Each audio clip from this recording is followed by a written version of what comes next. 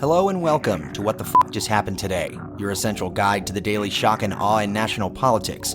I'm Joe Amditis. Let's get to it.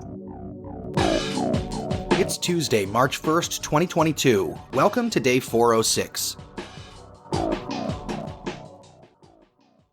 Russian forces bombed Ukraine's second-largest city and closed in on the capital on Monday. A 40-mile-long convoy consisting of hundreds of tanks and other vehicles moved on the capital, Kyiv, and the northeastern city of Kharkiv, shelling a residential neighborhood and forcing Ukrainian President Zelensky to consider making some concessions. The Kremlin also threatened the prospect of using nuclear weapons for the second day in a row, announcing that its nuclear-capable intercontinental ballistic missiles, submarines, and long-range bombers had all been put on high alert. Meanwhile, U.S. intelligence agencies say they're worried Putin may escalate the invasion of Ukraine as he becomes increasingly frustrated by the lack of progress by Russian forces. U.S. officials say they have solid intelligence that Putin has been directing unusual bursts of anger at people in his inner circle over the state of the military campaign, adding that they, quote, don't believe he has a realistic understanding of what's going on, end quote.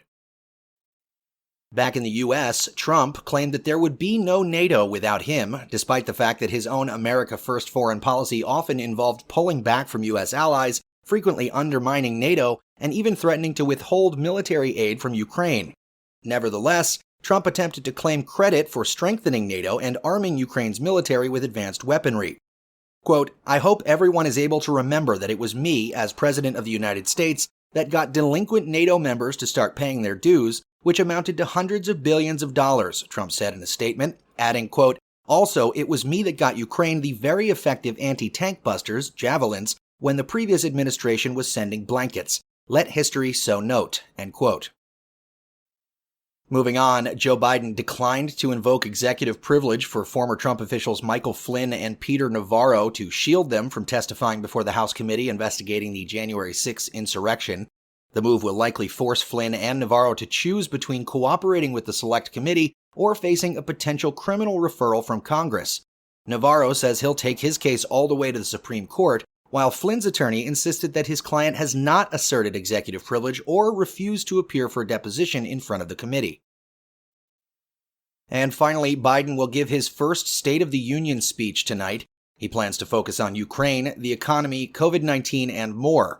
The speech comes just days after Russia invaded Ukraine and days after Biden nominated the first black woman to ever sit on the Supreme Court.